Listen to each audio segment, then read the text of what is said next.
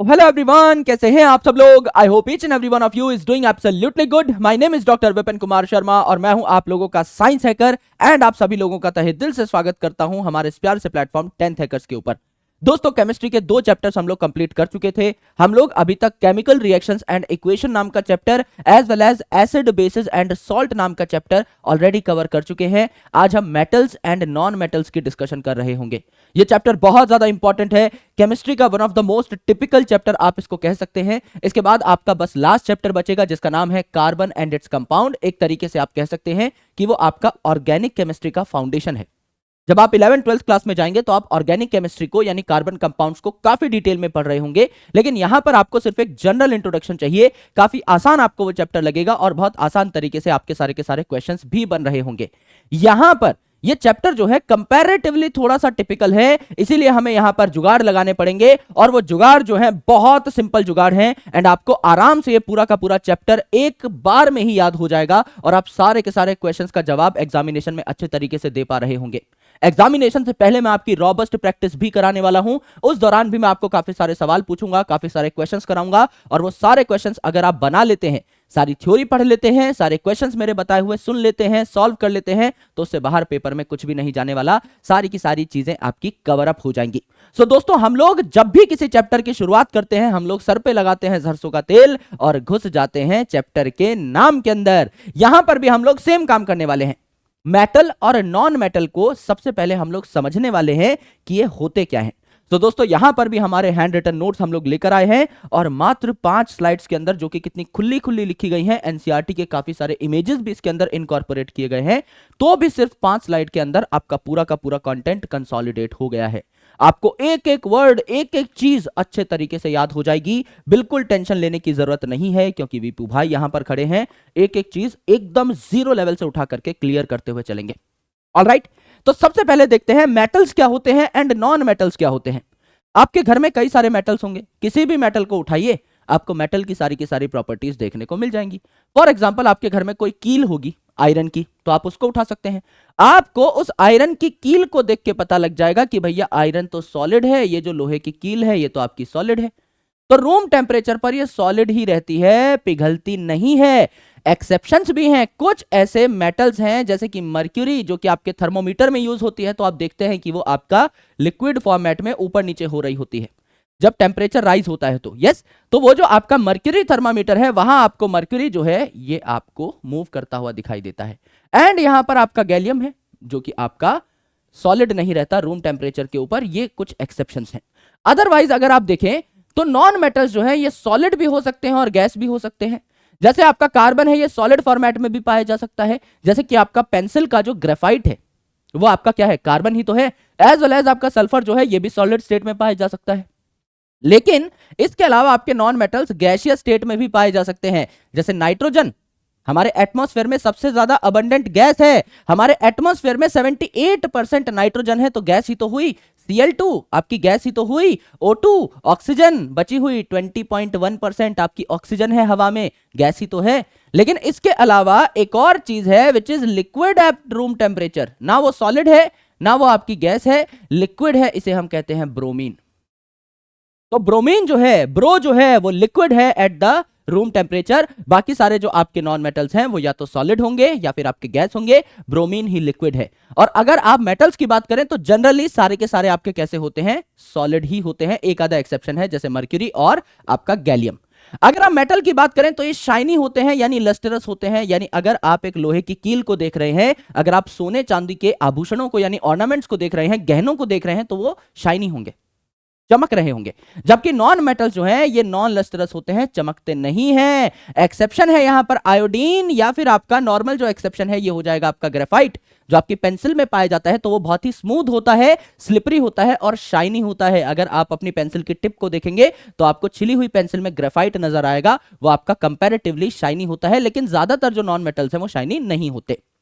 तीसरा जो डिफरेंस है वो ये है कि मेटल आपके जनरली हार्ड होते हैं। यानी कि अगर आप लोहे को देखें, अगर आप कॉपर को देखें, अगर आप चांदी को देखें, अगर आप सोने को देखें, तो ये सारे के सारे हार्ड हैं। लेकिन जो आपके लिथियम है, सोडियम है, पोटेशियम है, ये इतने सॉफ्ट होते हैं, सोडियम का टुकड़ा ना आप नाइफ से काट सकते हैं। जैसे आप सब्जियां काटते हैं उसी प्रकार से सोडियम जो है उसको आप चाकू से काट सकते हैं, ये एक ऐसा मेटल है। तो अक्सर स्कूल्स में एक्सपेरिमेंट कराया जाता है कि सोडियम का रिएक्शन वाटर के साथ, सोडियम का रिएक्शन गैस के साथ, बहुत छोटा टुकड़ा लिया जाता है सोडियम का, बिकॉज सोडियम जब पानी में गिराया जाता है, हवा में भी वो आग पकड़ सकता है, इतना रिएक्टिव है, और पानी में भी वो आग पकड़ सकता है, इतना रिएक्टिव है। तो एक बहुत छोटा सा टुकड़ा चाकू से या ब्लेड से काटा जाता है एंड उसे हल्के से पानी में डाल दिया जाता है, तो आपको धुआं निकलता हुआ दिखाई देता है। गलती से अगर बड़ा टुकड़ा डाल दिया सोडियम का तो खेल खत्म हो जाएगा, बॉम्ब की तरह जो है आपका टेस्ट ट्यूब फट जाएगा या फिर आपका बीकर फट जाएगा। आसपास के सारे जो बच्चे हैं उनको चोट लग सकती है कांच के टुकड़े टूटने से, इसलिए बहुत बड़ा सोडियम का टुकड़ा यूज नहीं कर सकते, it is highly reactive.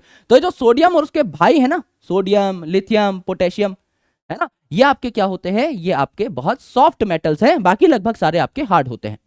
Non metals जो हैं ये आपके सॉफ्ट होते हैं, लेकिन एक्सेप्शन है यहां पर डायमंड का। डायमंड जो है दुनिया का हार्डेस्ट सब्सटेंस है, और डायमंड किससे बना है, कार्बन से बना है। कार्बन को जब हमने बहुत हाई टेम्परेचर पे और बहुत हाई प्रेशर पे, बहुत प्रेशर के अंदर और बहुत टेम्परेचर पे जब तपाया, तो उससे कई सालों बाद आपका हीरा जो है वो बन सकता है, डायमंड बन सकता है। तो ये एक्सट्रीमली हार्ड होता है, बाकी जनरली सारे के सारे आपके नॉन मेटल्स जो हैं ये सॉफ्ट होते हैं। यहां देखिए, मेटल्स आपके मेलिएबल और डक्टाइल होते हैं। मेलिएबल मतलब किसी भी चीज को पीट पीट के उसकी शीट्स बना देना, तो आयरन की शीट्स बनती हैं, है ना, अलग अलग चीजों के लिए जहां भी लोहा इस्तेमाल होता है तो इसको पिघलाकर पीट पीट के इसकी शीट्स, इसको पतला किया जा सकता है, यानी ये मेलिएबल है। एंड डक्टाइल मतलब इनके तार बन सकते हैं। अगर आप 1 ग्राम सोने के टुकड़े को पीटते हुए चले जाएं तो मेरे भाई 2 किलोमीटर लंबा तार बन सकता है, इतना ज्यादा आपका डक्टाइल होता है सोना। ये जो आपके नॉन मेटल्स हैं ये non malleable and non ductile होते हैं, यानी ना इनसे शीट्स बन सकती हैं ना इनसे तार बन सकते हैं। जो मेटल है ये गुड कंडक्टर्स हैं इलेक्ट्रिसिटी के, जैसे कि आपका गोल्ड हो गया, सिल्वर हो गया, कॉपर हो गया। जैसे हमारे घरों में जो बिजली के तार हैं वो यूजुअली कॉपर के बनते हैं, क्योंकि इलेक्ट्रिसिटी इनसे बहुत अच्छे तरीके से पास हो सकती है।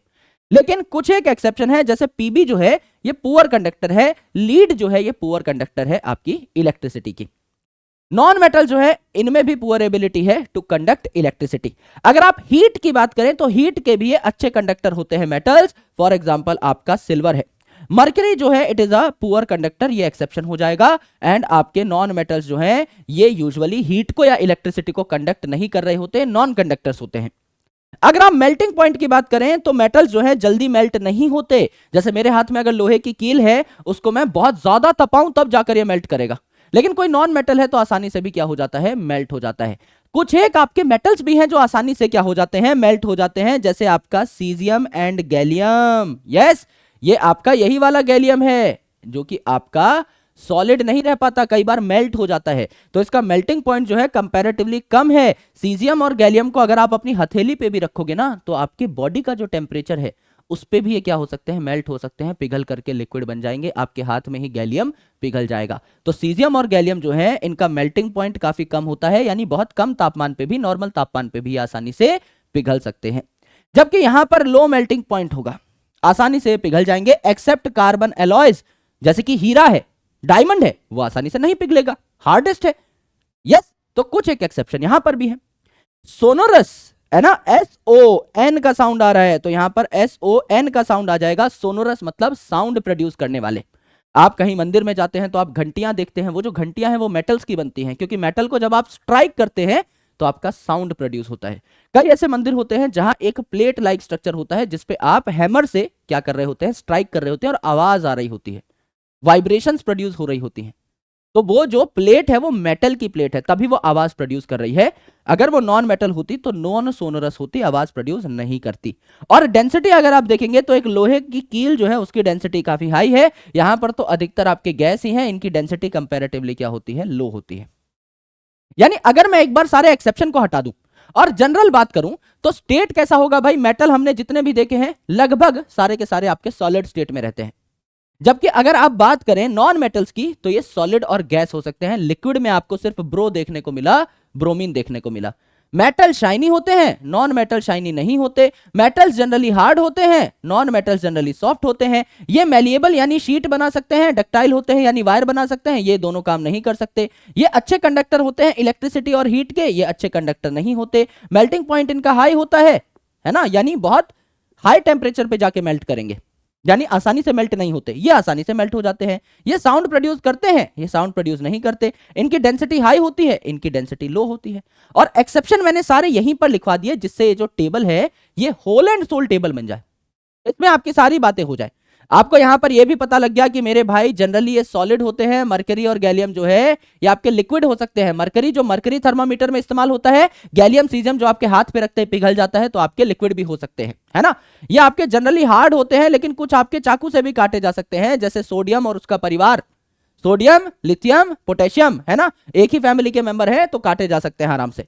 यस, यहां पर अगर आप देखें तो ये अच्छे कंडक्टर होते हैं। लेड एक अच्छा कंडक्टर नहीं होता इलेक्ट्रिसिटी का, और मर्क्यूरी एक अच्छा कंडक्टर नहीं होता हीट का। सीजियम और गैलियम आपके हाथ में ही पिघल सकते हैं। ये सारी बातें थी। अब यहां पर कार्बन का एलॉय जो है डायमंड, यानी कार्बन जो है कई फॉर्मेट में आपको देखने को मिलता है। जैसे पेंसिल का जो ग्रेफाइट है वो भी कार्बन का एक फॉर्म है। उसके अलावा फुटबॉल जैसा एक स्ट्रक्चर होता है कार्बन का, जिसको फ्लोरेंस कहते हैं, आज ही पढ़ाऊंगा लास्ट स्लाइड में, वो भी कार्बन का एक रूप है।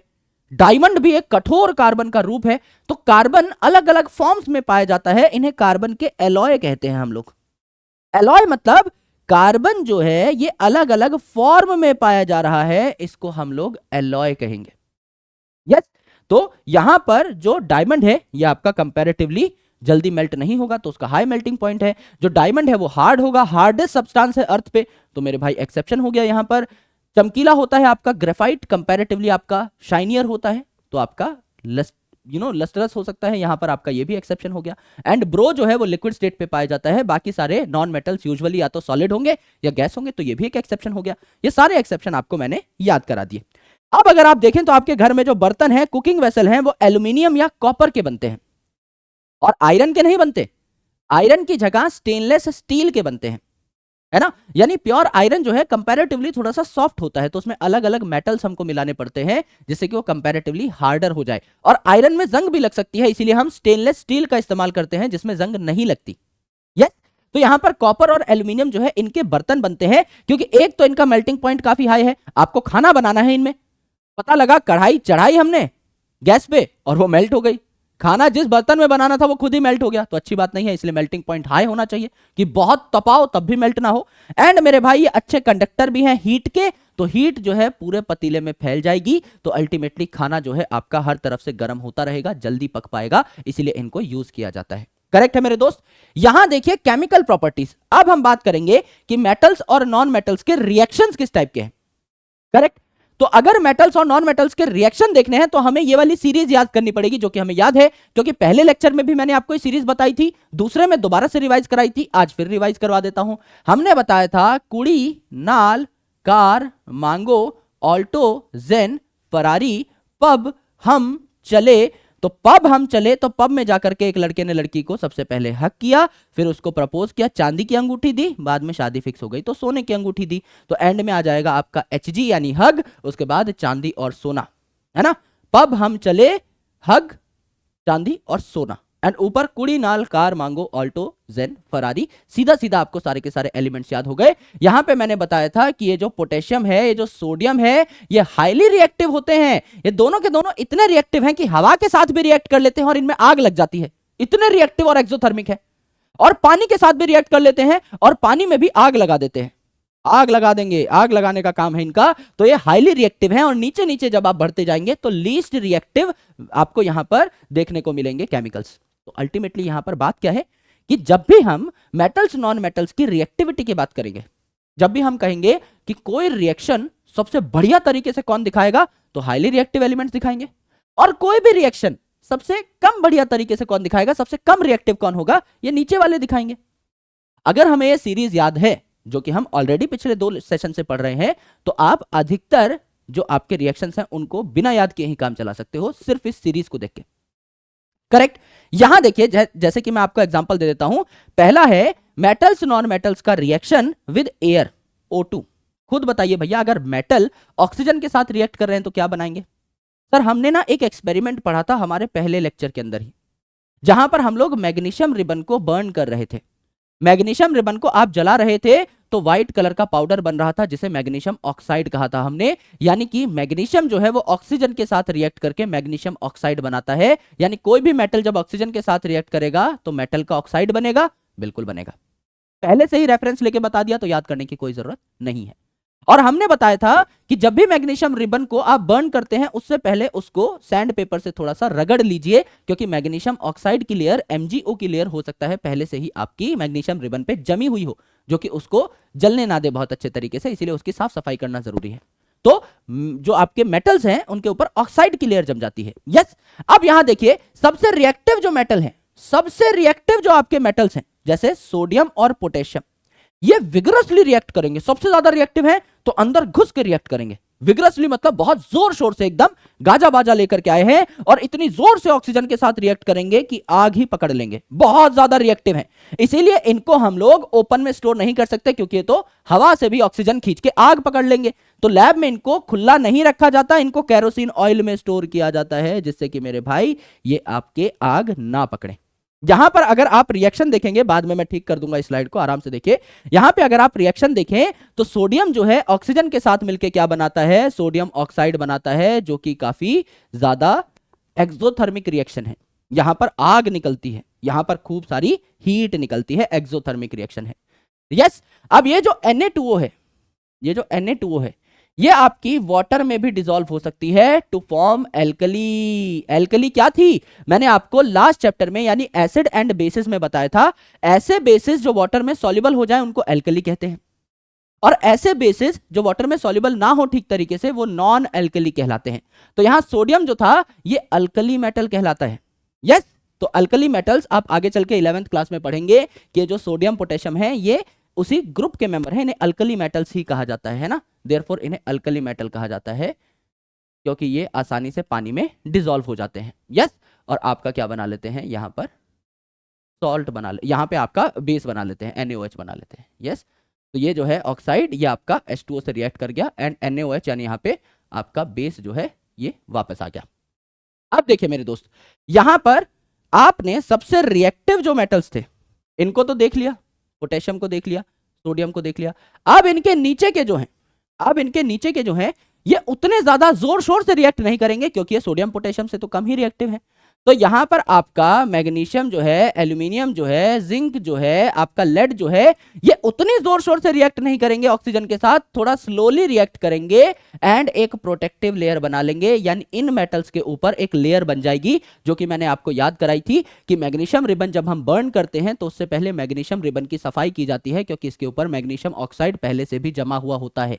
ये आसपास की ऑक्सीजन से रिएक्ट कर चुकी होती है, स्लोली स्लोली एक पतली सी लेयर जो है मैग्नीशियम ऑक्साइड की इसके ऊपर जमा हो सकती है। तो बाकी भी इससे मिलते जुलते जो मेटल्स होंगे या एलिमेंट्स होंगे उनके ऊपर भी ऑक्साइड की लेयर जम सकती है, बिल्कुल जम सकती है सर। तो ये स्लोली रिएक्ट करेंगे और इनके ऊपर ना ऑक्साइड की लेयर, प्रोटेक्टिव लेयर आपको देखने को मिलेगी।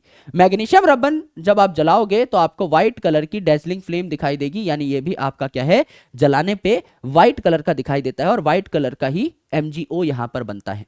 करेक्ट। यहां पर सबसे इंपॉर्टेंट है अल्जन, यानी A for aluminium, Z for zinc, A to Z बोल के आप याद कर सकते हो। ये जो A और Z है, ये जो आपका एल्यूमिनियम और जिंक है, इनके जो ऑक्साइड बनेंगे, ये जब ऑक्सीजन से रिएक्ट करेंगे तो इनके जो ऑक्साइड बनेंगे ये एम्फोटेरिक होंगे। एम्फोटेरिक मतलब, एम्फो का मतलब या एम्फी का मतलब होता है दो तरीके के। तो ये जो ऑक्साइड्स हैं A to Z के, यानी एल्यूमिनियम और जिंक के, ये एम्फोटेरिक होंगे, यानी ये ऑक्साइड एसिड की तरह भी बिहेव करेंगे और बेस की तरह भी। और लास्ट चैप्टर में हमने पढ़ा था एसिड बेस के साथ मिलके क्या बनाता है, सॉल्ट और वाटर।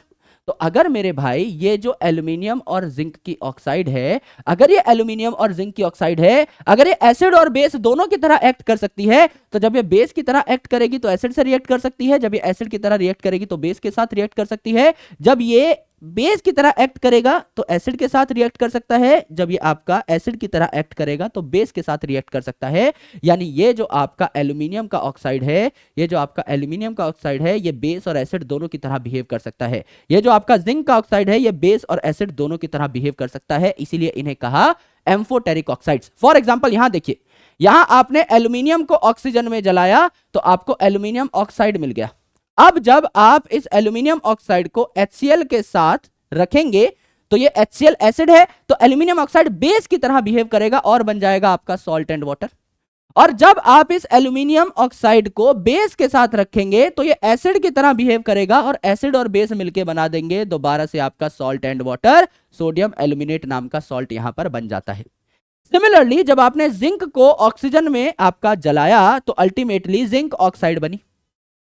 जिंक ऑक्साइड जब बन गई मेरे भाई, तो जिंक ऑक्साइड जो है ये जब एसिड के साथ रिएक्ट करेगी, तो जिंक ऑक्साइड एसिड के साथ रिएक्ट कर रहा है तो बेस की तरह बिहेव करेगा, वही बनेगा आपका सॉल्ट एंड वाटर। एंड जब ये जिंक ऑक्साइड है ये बेस के साथ रिएक्ट करेगी तो जिंक ऑक्साइड एसिड की तरह एक्ट करेगा एंड बन जाएगा आपका again salt and water. Same तरीके की रिएक्शन है, तो दोनों में से कोई एक रिएक्शन पकड़ सकते हो, चाहे तो एल्यूमिनियम ऑक्साइड की चाहे जिंक ऑक्साइड की, एक याद कर लिया तो दोनों ऑटोमेटिकली आपके याद हो जाएंगे। करेक्ट।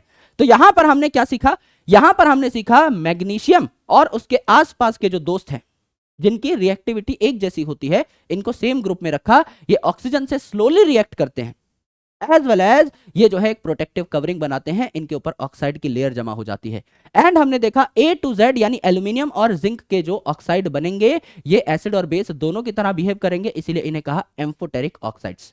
ठीक है, अब देखिए यहां पर आयरन जो है ये डायरेक्टली ऑक्सीजन से रिएक्ट नहीं करता, लेकिन इसके जो छोटे छोटे टुकड़े हैं वो ऑक्सीजन से जरूर रिएक्ट कर लेते हैं। तो आयरन फिलिंग्स जो है वो ऑक्सीजन से बढ़िया तरीके से रिएक्ट कर पाएंगे। आयरन पे जंग लगाने के लिए सिर्फ ऑक्सीजन काफी नहीं है, भ्रम में मत रहना मेरे दोस्त, आगे चल के ये बात मैं आपको और डिटेल में समझाऊंगा। आयरन पे अगर आपको जंग लगानी है तो आपको मॉइस्चर भी चाहिए और आपको ऑक्सीजन भी चाहिए, दोनों चीजें चाहिए। दोनों में से एक भी चीज अगर एब्सेंट है तो आयरन पे जंग नहीं लगेगी। आपको मॉइस्चर चाहिए यानी वाटर चाहिए एज वेल एज आपको ऑक्सीजन चाहिए। सिर्फ ऑक्सीजन होगी तो भी जंग नहीं लगेगी, सिर्फ वाटर होगा तो भी जंग नहीं लगेगी, दोनों चीजें आपको चाहिए होती हैं। तो मेरे भाई ये जो आयरन है यहां पर अगर आप ऑक्सीजन से रिएक्ट कराओगे तो आयरन का बड़ा टुकड़ा कोई है तो वो डायरेक्टली रिएक्ट नहीं करेगा, लेकिन इसके छोटे छोटे टुकड़े जो हैं, फिलिंग्स जो है, इसका पाउडर सा अगर बना हुआ है तो वो रिएक्ट कर जाएगा हाई सरफेस एरिया की वजह से। कॉपर जो है ये मेरे भाई रूम टेम्परेचर पे रिएक्ट नहीं करेगा, टेम्परेचर बढ़ा दोगे तो रिएक्शन को सपोर्ट मिलेगा, थोड़ा सा एक्टिवेट हो जाएंगी चीजें तो आपका रिएक्ट कर सकता है। और मेरे भाई सिल्वर और गोल्ड है ये मुंह ही नहीं लगते ऑक्सीजन के, अब आप पहन के घूमते हो तो ऑक्सीजन से रिएक्ट थोड़ी कर जाते हैं आपके गहने। तो अल्टीमेटली ये जो है बड़े लोग हैं, अब सोने चांदी पे बात चली गई है, ये जो है आपका ऑक्सीजन से रिएक्ट करेंगे ही नहीं। तो अगर मैं पीछे जाऊं और आपको पूरा का पूरा गेम समझाऊं तो आसानी से आपको इसको अपनी बुक में ही मार्क कर लेना है कि सोडियम पोटेशियम तो गाजे बाजे के साथ जलते हैं, बहुत जोर से जलते हैं, हवा जो है उससे ऑक्सीजन पकड़ के जल ही जाते हैं, इतने तेज तरीके से विगरसली ये रिएक्ट करते हैं। इसके बाद के जो कुछ है ये आपका आराम आराम से जलते हैं, स्लोली जलते हैं, है ना, उतनी तेजी से नहीं जलते। ये जो है आपके सोडियम पोटेशियम के बाद ये आपके कंपैरेटिवली स्लोली जल रहे होते हैं और ऑक्साइड की लेयर अपने ऊपर बना लेंगे। इसमें आप रेफरेंस ले सकते हो मैग्नीशियम का, जैसे मैग्नीशियम रिबन के ऊपर मैग्नीशियम ऑक्साइड की लेयर बन जाती है। एक आपने चीज सीखी कि A to Z यानी एल्यूमिनियम और जिंक के जो ऑक्साइड्स थे ये एम्फोटेरिक थे, ये एसिड और बेस दोनों की तरह बिहेव कर सकते थे, यानी जब ये एसिड की तरह बिहेव करेंगे तो बेस के साथ रिएक्ट कर सकते हैं, जब बेस की तरह बिहेव करेंगे तो एसिड के साथ रिएक्ट कर सकते हैं, ये हमने देखा। HCl और NaOH के साथ दोनों के साथ इनका रिएक्शन देखा। अब मेरे भाई आयरन जो है ये डायरेक्टली रिएक्ट नहीं करेगा, लेकिन इसकी फिलिंग्स जो हैं, छोटे छोटे टुकड़े जो हैं वो रिएक्ट कर सकते हैं। कॉपर जो है ये आपका और कम रिएक्टिव है, तो इसको टेम्परेचर देना पड़ेगा, नॉर्मल टेम्परेचर पे रिएक्ट नहीं करेगा, आपका हाई टेम्परेचर करना पड़ेगा। और मेरे भाई ये सोना चांदी जो है ये आपका यहां पर हाई टेम्परेचर पर भी रिएक्ट नहीं करेंगे, ये आपके ऑक्सीजन के साथ रिएक्ट नहीं करते। ये जो पूरा का पूरा खेला है ये अगर आप इस पूरे के पूरे लाइन को लिख करके अलग से नोट कर लें तो आपको आसानी से याद रहेगा और जिंदगी भर याद रहेगा। ये रिएक्ट विगरसली, ये आपके जो बचे हुए हैं they react slowly and make an oxide layer, protective oxide layer. ये जो है आपका इट रिएक्ट विद फिलिंग्स, ये जो है आपका ये आपका रिएक्ट करता है हायर टेम्परेचर पे, एंड ये जो है आपके और नीचे they do not react at all. ये आपका पूरा का पूरा ऑक्सीजन जो है उसका तामझाम खत्म हुआ। पहली रिएक्शन आपकी खत्म, ऑक्सीजन का खेल खत्म, कि मेटल ऑक्सीजन के साथ कैसे रिएक्ट करते हैं हमने देख लिया। अब देखिए इनकी फ्लेम किस किस कलर की होती है, छोटी छोटी ट्रिक्स है लेकिन जिंदगी भर याद रहेंगी। मुझे भी इनमें से काफी सारे कलर अभी तक याद थे, जैसे लिथियम जो है ना, सोडियम पोटेशियम लिथियम, जिनको चाकू से काट सकते थे, एक ही फैमिली के मेंबर थे। लिथियम जो है इसको जब आप जलाओगे तो किस कलर की फ्लेम निकलेगी, किस कलर की जो है आग निकलेगी, बेसिकली क्रिम्सन कलर की। क्रिम्सन जो है आपकी लाल सी दिखाई देती है, तो यहां पर हमने लाली शब्द का इस्तेमाल किया, लाली लालो हो जाएगा यहाँ पर। लाल मतलब क्रिम्सन रेड कलर, एंड ली मतलब लिथियम देता है क्रिम्सन रेड कलर। लाली शब्द याद कर लो, यानी लिथियम को जलाया, ली को जब जलाया तो लाल कलर आया। यस। सोडियम जो है, Na से क्या याद आता है? Na से याद आता है सर कुछ भी नया, NAYA नया। तो Na जो है ये येलो कलर की फ्लेम देता है, येलो कलर की फ्लेम देता है NaY। के जो है ना, ये आपका लाइलैक यानी पिंक कलर की फ्लेम देता है। तो कली से याद कर सकते हो, खली से याद कर सकते हो, काली से याद कर सकते हो, जो नाम याद करना है करो। पोटेशियम दैट इज के से आपका सबसे कॉमन जो दिमाग में नाम आए, खली याद कर लो। एंड में ली आता है यानी लाइलैक यानी पिंक सा कलर आपको दिखाई देगा।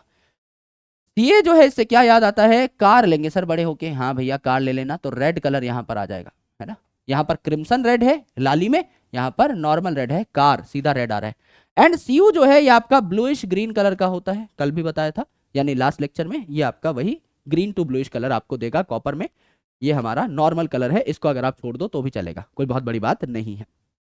Now reaction with acids, metal reaction with acid, ये शब्द कहीं देखिला लगता है?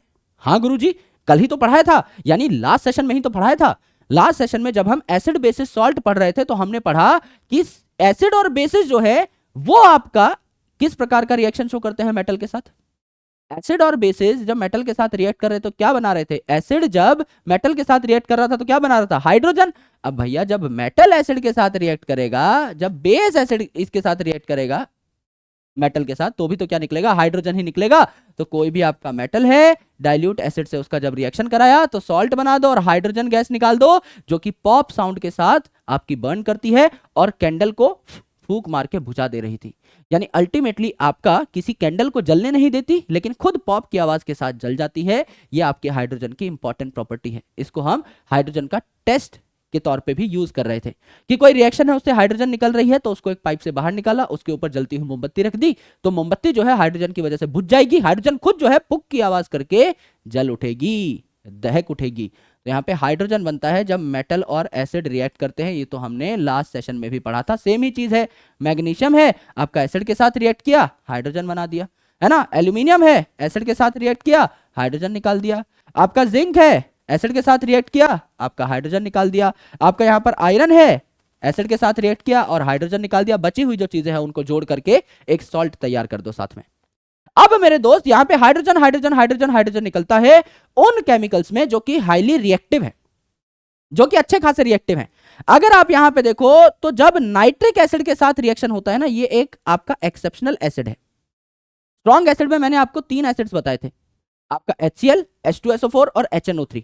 तो HCl और H2SO4 के साथ जब रिएक्शन कर रहे होते हैं मेटल्स तो हाइड्रोजन गैस निकलती है। HNO3 के साथ जब रिएक्शन करते हैं तो हाइड्रोजन गैस यूजुअली नहीं निकलती, क्योंकि HNO3 के पास O3 है, बहुत ज्यादा ऑक्सीडाइजिंग है ये। तो एक आधा ऑक्सीजन ये हाइड्रोजन को भी दे देता है, एक आधा ऑक्सीजन हाइड्रोजन को भी दे देता है और बन जाता है वाटर, H2O बन जाता है। तो जब HNO3 के साथ रिएक्शन होता है किसी भी मेटल का तो H2 ना बन के H2O बनता है, because it is a very oxidising agent. इसके पास खूब सारे ऑक्सीजन है। लेकिन यहां पर भी एक्सेप्शन है, मतलब बाकी मेटल्स जब एसिड के साथ रिएक्ट करेंगे तो हाइड्रोजन देंगे और HNO3 के साथ जब रिएक्ट करेंगे तो H2O देंगे, क्योंकि वो बहुत हाईली ऑक्सीडाइजिंग है। लेकिन आपके MgMn जो है, मगन भाई जो है, यहां पर MgMn लिखा होगा, Mg और Mn जो है ये आपके HNO3 के साथ हाइड्रोजन दे सकते हैं। इस चीज का भी एक एक्सेप्शन है कि कुछ आपके मेटल्स हाइड्रोजन दे भी सकते हैं HNO3 के साथ। यस, अगर आप देखें तो रिएक्टिविटी इनमें से किस किस की ज्यादा होगी, किसकी कम होगी? अगर इन चारों को मुझे लगाना हो तो कुड़ी, नाल, कार, मांगो, ऑल्टो, जेन, फरारी, तो ये सबसे पहले आ रहा है, इसकी सबसे ज्यादा, आयरन की सबसे कम। तो नीचे की साइड जाते जाते रिएक्टिविटी कम होती जाएगी। तो Mg फिर Al फिर Zn फिर Fe, Mg फिर Al Zn फिर Fe। तो इनके जो रिएक्शन है वो भी इसी प्रकार से हैं। Mg सबसे ज्यादा रिएक्ट करेगा तो सबसे ज्यादा एक्सोथर्मिक, आयरन इन चारों में से सबसे कम रिएक्टिव है तो सबसे कम एक्सोथर्मिक। तो Mg सबसे ज्यादा तेजी से रिएक्ट करेगा, सबसे ज्यादा हीट प्रोड्यूस करेगा, आयरन इन चारों में से सबसे कम तेजी से रिएक्ट कर रहा होगा और सबसे कम हीट प्रोड्यूस कर रहा होगा। इनके नीचे के अगर आप देखो मेरे भाई, कॉपर अगर आप देखो, सिल्वर देखो, तो ये डाइल्यूट HCl के साथ रिएक्ट नहीं कर रहे होते, ये जो है आपके रिएक्ट नहीं कर रहे होते। यानी रिएक्टिविटी सीरीज में अगर आप वापस चलें, रिएक्टिविटी सीरीज में अगर आप वापस चलें तो यहां पर ये जो आपको देखने को मिले, ये आपका ठीक ठाक रिएक्शन शो कर रहे हैं, एक्सोथर्मिक रिएक्शन शो कर रहे हैं। हीट आपकी निकलती है सबसे ज्यादा मैग्नीशियम में, फिर एल्यूमिनियम में, फिर जिंक में, फिर आयरन में सबसे कम। कॉपर जो है और सिल्वर जो है ये आपका फिर फर्दर रिएक्ट ही नहीं कर रहे होते आपके एसिड्स के साथ, करेक्ट। तो ये आपके जैसे जैसे नीचे आते जा रहे हैं इनकी रिएक्टिविटी कम होती चली जा रही है। यहां पर आपको एक सोल्यूशन के बारे में बताया जाता है जिसका नाम है एक्वा रीजिया। इसको मैं थोड़ा ऊपर करके दिखा देता हूं, बाद में मैं सेट कर दूंगा। इस सोल्यूशन का नाम है एक्वा रीजिया। इस एक्वा रीजिया को हम लोग रॉयल सोल्यूशन भी कहते हैं, अमीरों का सोल्यूशन। क्यों? क्योंकि इस सोल्यूशन में है कंसंट्रेटेड HCl और कंसंट्रेटेड नाइट्रिक एसिड, दोनों ही एक तो स्ट्रॉन्ग एसिड्स हैं और दोनों ही कंसंट्रेटेड। कितना कितना रेशियो लिया इनका? 3 पार्ट लिया आपने HCl और 1 पार्ट लिया नाइट्रिक एसिड। यानी अगर 75 ml हमने लिया है कंसंट्रेटेड HCl तो 25 ml हम लोग ले रहे होंगे कंसंट्रेटेड नाइट्रिक एसिड, और हमने एक सोल्यूशन बनाया। अब इस सोल्यूशन में जब हम गहने डुबोते हैं, किसी का प्लेटिनम डुबो दिया, किसी का गोल्ड डुबो दिया, तो वो जो है प्लेटिनम और गोल्ड उसके ऊपर की लेयर को उतार लेता है, ये सोल्यूशन अपने पास रख लेता है ना, और आपके गहने चमक जाते हैं। अब आप सोचोगे यार गहने तो चमक गए, नए हो गए। एक्चुअल में ऊपर का जो आपका ऑक्साइड लेयर था, है ना, ये क्या हो गया? ये आपका चला गया एक्वा रीजिया सोल्यूशन के अंदर due to high concentration of HCl and nitric acid. अब वो जो आपका मेटल ऑक्साइड है, इसे आप मेटल निकाल लोगे कुछ भी करके, है ना, तो जो आपका सफाई करने वाला है वो क्या करेगा? वो इनसे मेटल एक्सट्रैक्ट कर लेगा, आपका गोल्ड एक्सट्रैक्ट कर लेगा, प्लेटिनम एक्सट्रैक्ट कर लेगा। आपको लगता है मेरे गहने चमक गए, पर एक्चुअल में आपके गहने जो है हल्के हो गए। यहां पर साइंस का इस्तेमाल करके आपको बुद्धू बनाया गया और अल्टीमेटली आपके गहने जो है उनका वजन घटा दिया गया। यस, तो किसी से भी ऐसे नॉर्मली गहने साफ नहीं करवाने चाहिए कि लाइए भाभी जी आपके गहने चमका देता हूं, आपको ही चमका के चला गया, ऐसा नहीं होना चाहिए, करेक्ट। अब तीसरी जो चीज है रिएक्शन विद वाटर। मेटल और नॉन मेटल पानी के साथ कैसे रिएक्ट करेंगे, है ना। अब मेरी बात गौर से सुनना, लॉजिकल है, प्योर लॉजिकल है। यहां पर हम लोग वाटर के साथ रिएक्शन करा रहे हैं। वाटर के साथ जब आप रिएक्शन कराओगे तो मेटल का जब ऑक्सीजन के साथ रिएक्शन हो रहा था तो मेटल ऑक्साइड बन रहा था, ऑक्साइड बन रहा था, बचा ये H2 यहां निकाल दो, H2 गैस निकल जाएगी। बताओ इसमें क्या बहुत बड़ी रॉकेट साइंस है भाई। मेटल को अभी हमने ऑक्सीजन के साथ रिएक्ट करते हुए देखा, हमने बोला जो है आपका मेटल ऑक्साइड बनेगा। अब उसके ऊपर क्या आ रहा है? ऑक्साइड के साथ साथ यहां पर H2 भी आ रहा है, H2 गैस अलग से निकाल दो, सिंपल, आपका रिएक्शन जो है बैलेंस हो जाएगा। कुछ जो बहुत रिएक्टिव मेटल है ये क्या करते हैं? रिएक्ट करते ही रहते हैं आपका वाटर के साथ। तो पहले इन्होंने वाटर के साथ रिएक्ट करके मेटल ऑक्साइड बनाया और हाइड्रोजन गैस निकाली, फिर ये जो मेटल ऑक्साइड है ये भी आपका वाटर के साथ, अगर वाटर बचा हुआ है तो रिएक्ट करते करते करते करते हाइड्रोक्साइड बना लेती है। तो जो बहुत रिएक्टिव मेटल है वो रिएक्शन करते जाएंगे, जितना वाटर है उसके साथ रिएक्शन करते जाएंगे, ऑक्साइड पे नहीं रुकेंगे, हाइड्रोक्साइड बना लेंगे, और बाकी जो कम रिएक्टिव है वो ऑक्साइड पे रुक जाते हैं। जैसे सोडियम और पोटेशियम है, सोडियम और पोटेशियम बहुत वायलेंट है, खूब यहां पर क्या होगा? खूब सारी एनर्जी निकलेगी, खूब सारी हीट निकलेगी, तो ये जो है पानी में फेंकते ही फायर कैच कर लेते हैं। ये दोनों जो है आग बबूले हैं एकदम, ये आपके हवा में, खुली हवा में भी आग पकड़ ले रहे थे और यहां पर इन्होंने फिर से फायर पकड़ ली, कहां पर? आपके पानी में, करेक्ट। तो जो Na है इसको जब आपने वाटर में डाला तो आपका NaOH बना, यानी हाइड्रोक्साइड बन गया है, देखो, है ना, ऑक्साइड नहीं बना, हाइड्रोक्साइड बना, क्योंकि बहुत रिएक्टिव है, और H2 गैस निकली, हाइड्रोक्साइड बन गया, और H2 गैस जो पहले निकली थी वही हमने लिख दी। कैल्शियम जो है इसके बाद, है ना, ये आपका लेस वॉयलेंटली आपका क्या करता है? रिएक्ट करता है, और ये फ्लोट करना शुरू हो जाता है सोल्यूशन में। यानी जब इस मेटल को पानी में डाला तो कैल्शियम जो है ऊपर आ जाता है। क्यों? क्योंकि ये जो हाइड्रोजन बनेगा, मेटल ऑक्साइड बना, और यहां पर जो हाइड्रोजन बनता है ना, ये क्या होता है? ये हाइड्रोजन के बबल जो है ये चिपक जाते हैं कैल्शियम के साथ, और ये जो कैल्शियम ऑक्साइड है ये फर्दर अच्छी खासी रिएक्टिव है, तो ये हाइड्रोक्साइड बना लेगी। तो कैल्शियम जो है ये भी हाइड्रोक्साइड बना लेती है, और ये हाइड्रोजन बबल्स जो है इस कैल्शियम के साथ चिपक जाते हैं, तो कैल्शियम ऊपर तैरने लग जाती है। इसके अलावा अगर मैग्नीशियम आप देखें तो मैग्नीशियम जो है अब आसानी से रिएक्ट नहीं करेगी, है ना, ये वाले बहुत धूम धड़ाके से रिएक्ट किए, ये वाला जो है आपका कैल्शियम ये कम धूम धड़ाके से रिएक्ट किया। मैग्नीशियम जो है ये ठीक से रिएक्ट नहीं कर रहा है, इसके लिए पानी को गर्म करना पड़ा, टेम्परेचर बढ़ाना पड़ा, तब जाके रिएक्ट करेगा, और ये भी फ्लोट करेगा मेरे भाई। क्यों? क्योंकि यहां पर भी जो आपका मैग्नीशियम है इस पे हाइड्रोजन बबल्स बाइंड कर जाएंगे और मैग्नीशियम को ऊपर लेके जाएंगे। देन आपका यहां पर Al है, Zn है और Fe है, ये स्टीम के साथ रिएक्ट करेंगे, ये स्टीम के साथ रिएक्ट करेंगे, यानी इनको चाहिए भाप, यानी हॉट वाटर से भी गर्म, एकदम भाप है, खूब गर्मी इनको चाहिए, खूब हीट इनको चाहिए, तब जाके ये रिएक्ट करेंगे। और जो एल्यूमिनियम है, जो आयरन है, जो जिंक है, इनको इतना तापमान चाहिए तो ये बहुत कम रिएक्टिव हैं, तो ये ऑक्साइड बनाएंगे। ये आपका हाइड्रोक्साइड नहीं बना रहे हैं। यहां तक तो हाइड्रोक्साइड बनी, ये आपका सिर्फ ऑक्साइड ही बना रहे हैं। एंड इसके बाद जो है आपका PbCu AgAu, ये आपके नॉन रिएक्टिव हैं, तो ये रिएक्ट नहीं करेंगे। तो आपने देखा पोटेशियम, सोडियम, कैल्शियम, मैग्नीशियम, ये जो आपके शुरू वाले हैं, जो आपके अच्छे तरीके से रिएक्ट कर रहे हैं, ये तो हाइड्रोक्साइड्स बनाएंगे। इनमें से जो आपका कैल्शियम, मैग्नीशियम है, इनके जो हाइड्रोक्साइड है, ये इनफैक्ट हाइड्रोजन बबल्स के साथ जुड़ करके तैरने भी लग जाते हैं, और सोडियम, पोटेशियम जो है ये पानी में जल उठते हैं। इसके बाद अगर आप देखें तो आपका Al, Zn और Fe जो है ये स्टीम के साथ रिएक्ट करेंगे, और इसके बाद वाले जो हैं ये रिएक्ट ही नहीं करेंगे। ये आपका वाटर वाली सीरीज है। यानी यहां पर अगर मैं आपको समझाऊं तो आपने देखा कि सोडियम और पोटेशियम जो है ये तो आपका पानी में आग पकड़ लेते हैं। उसके बाद ये दोनों जो है महाशय, ये भी आपका क्या करते हैं, हाइड्रोक्साइड बना लेते हैं। ये चारों आपका मेटल जो है पहले ऑक्सीजन के साथ रिएक्ट करके, या आपका कह दो वाटर के साथ रिएक्ट करके, पहले आपका क्या बनाते हैं, मेटल ऑक्साइड बनाते हैं, है ना। सबसे पहले ऑक्सीजन ले लिया वाटर से और हाइड्रोजन निकल गया, और अब जब मेटल ऑक्साइड है ये फर्दर रिएक्ट करती है वाटर से और हाइड्रोक्साइड बना लेती है। तो यहां पर ये चारों जो है हाइड्रोक्साइड बनाएंगे। ये जो कैल्शियम, मैग्नीशियम है, इनके हाइड्रोक्साइड पानी में इनफैक्ट तैरते हुए भी नजर आते हैं।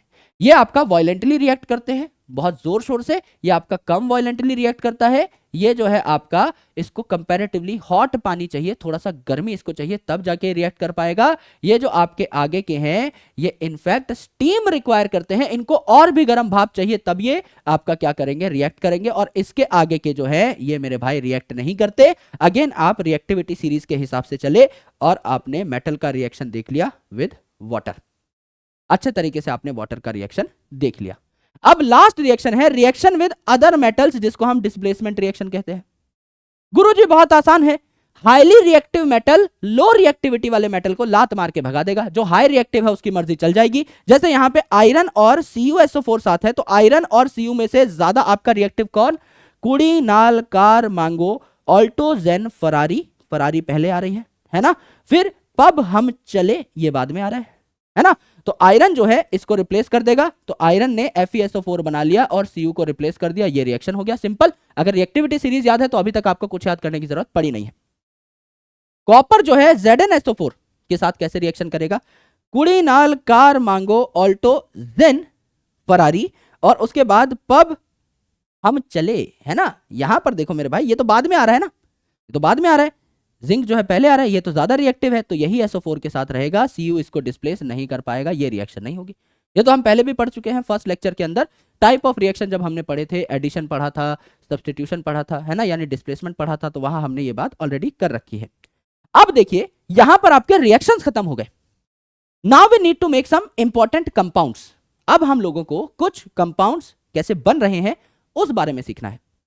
इसके बारे में आप कार्बन एंड इट्स कंपाउंड में भी पढ़ेंगे, डिटेल में पढ़ेंगे, लेकिन अभी के लिए आपको जनरल बातें पता लगानी है। तो मैं आपको दिखा देता हूं कि आयोनिक या इलेक्ट्रोवैलेंट कंपाउंड क्या होते हैं। जब एक मेटल और नॉन मेटल मिल जाए, एक मेटल है एक नॉन मेटल है, तो आयनिक कंपाउंड बनता है। क्यों बना भैया आयनिक कंपाउंड? आयनिक कंपाउंड यानी इसमें आयन है। तो मेटल जो होते हैं ये यूजुअली आपके कैसे होते हैं, ये यूजुअली आपके पॉजिटिव होते हैं। क्यों होते हैं, आराम से सुनना। नोबल गैसेस मतलब ऐसी गैसेस जो कि रिएक्ट नहीं करती, नोबल है, बहुत प्यारी है, सभ्य है, रिएक्ट नहीं करती। क्यों? क्योंकि इनके पास भगवान का दिया हुआ सब कुछ है। आप जब किसी भी पर्टिकुलर एलिमेंट का एटॉमिक नंबर लिखते हैं तो आपको उसके बाद इन एटॉमिक नंबर के हिसाब से इनके इलेक्ट्रॉन्स को कुछ शेल्स में डालना पड़ता है। जैसे KLMN एक सीक्वेंस में आते हैं, KLMNOP, इस हिसाब से आप सीक्वेंस का नाम रखते हैं। K से ये शुरू होते हैं, है ना। तो आप देखिए यहां पर हीलियम जो है इसका एटॉमिक नंबर है 2, यानी इसमें 2 इलेक्ट्रॉन है, तो दोनों के दोनों यहां रख दिए। पहला जो है आपका K, इसमें 2 इलेक्ट्रॉन आते हैं, बाकी सब में 8 आते हैं। यस, तो हमने क्या किया, यहां पे 2 इलेक्ट्रॉन रख दिए। अब मेरे भाई अगर मैंने 2 इलेक्ट्रॉन रख दिए तो 2 होने चाहिए थे, यहां पर 2 के 2 ही है, ना किसी से कुछ लेना ना किसी को कुछ देना, नोबल है। यहां पर देखिए नियॉन, इसका एटॉमिक नंबर 10 है, तो पहले वाले में 2 डाले, अगले वाले में 8 डाले, इसमें मैक्सिमम 8 ही आ सकते हैं, एकदम भरा हुआ है, ना किसी से एक लेना है ना किसी को एक देना है, फुल है, ये नोबल है, कोई रिएक्शन नहीं करेगी।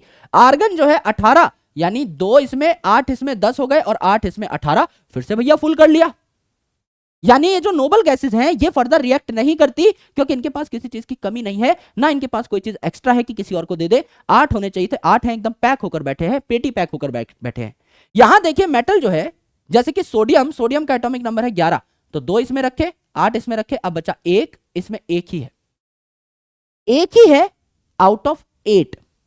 अब ये बोलेगा यार 8 बहुत दूर दिखाई दे रही है मंजिल, मेरे पास तो एक ही है, अब मैं 7 किसी के इलेक्ट्रॉन ले लूं, ये तो संभव नहीं है, ये जो एक इलेक्ट्रॉन है ये भी जाए भाड़ में, इस इलेक्ट्रॉन को छोड़ देता हूं।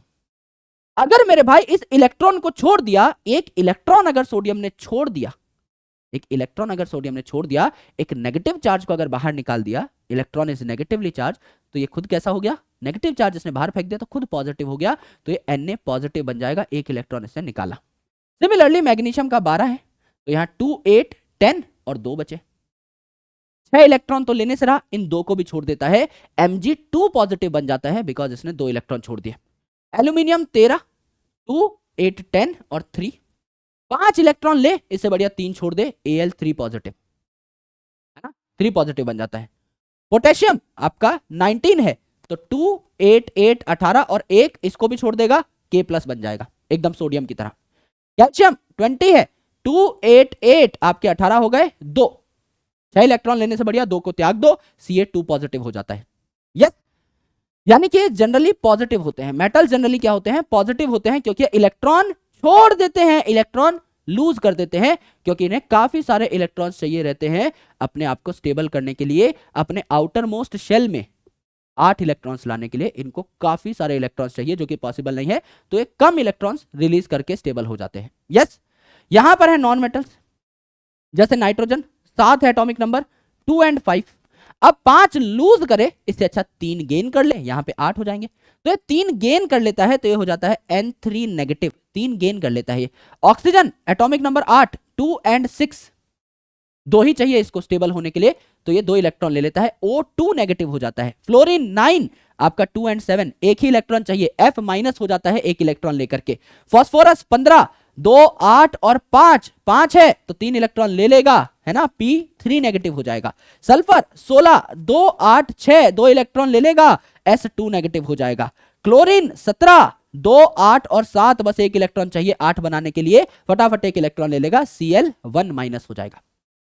इस हिसाब से इनके ऊपर चार्ज आता है, तो आपको पता लग गया। एक और डिफरेंस, अब अगर आप मेटल नॉन मेटल में लिखना चाहो तो आप एक और डिफरेंस लिख सकते हो यहां से।